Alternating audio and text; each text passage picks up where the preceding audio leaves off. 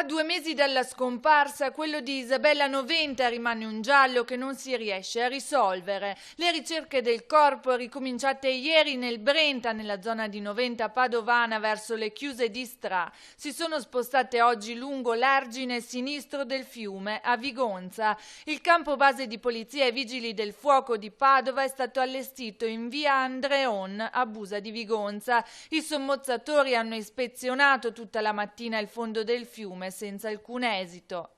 Le ricerche riprenderanno domani. Nel frattempo i dubbi rimangono molti. Il corpo della donna di Albignasego potrebbe essere stato gettato nel fiume in un sacco nero, come affermato da Freddy Sorgato, reo confesso dell'omicidio di Isabella, oppure potrebbe essere stato trasportato all'estero, occultato all'interno di una cisterna di disponibilità dell'assassino, o ancora potrebbe essere stata seppellita sottoterra da qualche parte. Certo è che se Sorgato ha detto il vero, il corpo di Isabella è in acqua da 60 giorni e chissà dove potrebbe essere finito, probabilmente in mare. Comunque recuperarlo potrebbe essere un'impresa irrealizzabile. Fondamentali per ricostruire cosa sia realmente accaduto alla segretaria padovana potrebbero rivelarsi gli accertamenti scientifici affidati alla biologa Luciana Caenazzo sulle tracce ematiche e biologiche rinvenute nella cucina dell'abitazione dell'autotrasportatore,